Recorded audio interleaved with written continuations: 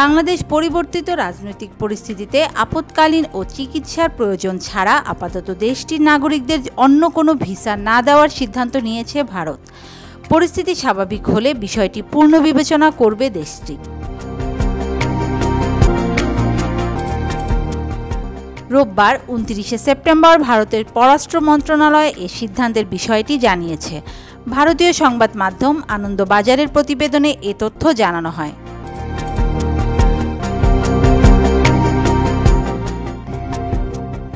ভারতের পররাষ্ট্র মন্ত্রণালয়ের মুখপাত্র রণধীর জয়সওয়াল বলেন, আপাতত বাংলাদেশিদের চিকিৎসার এবং জরুরি প্রয়োজনে ভিসা দেওয়া হচ্ছে।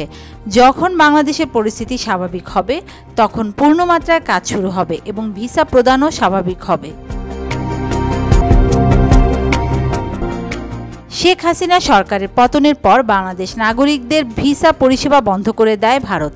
বাংলাদেশের অশান্ত পরিস্থিতিতে ভারতীয় দূতাবাসের বহু কর্মীকে ভারত ফিরিয়ে নেওয়া হয়।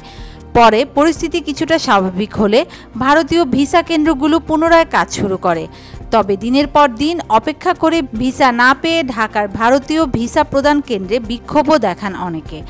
এর জেরে ফের ব্যাহত হয় কাজ। এর পরিপ্রেক্ষিতে বাংলাদেশ নাগরিকদের ভিসা আবেদনের ক্ষেত্রে নিজের অবস্থান স্পষ্ট করল ভারত।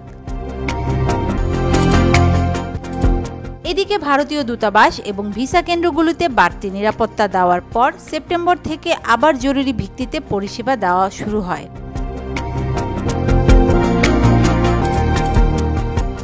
ভারতীয় ভিসা আবেদন কেন্দ্র জানিয়েছে, প্রাথমিকভাবে ভিসা সেন্টার খুলছে ঢাকা, রাজশাহী, চট্টগ্রাম, সিলেট ও খুলনায়।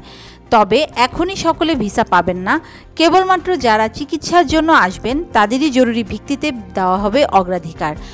এক বিজ্ঞপ্তিতে ভারত জানিয়েছে, বাংলাদেশের পরিস্থিতি এখনও স্বাভাবিক নয়। আইনশৃঙ্খলা পরিস্থিতি স্বাভাবিক হলে আবার ভিসা প্রদানের বিষয়টিও আগের মতো হয়ে যাবে। আপাতত শর্ত সাপেক্ষে বাংলাদেশিদের ভিসা প্রদান করা হবে। Desk news, media express.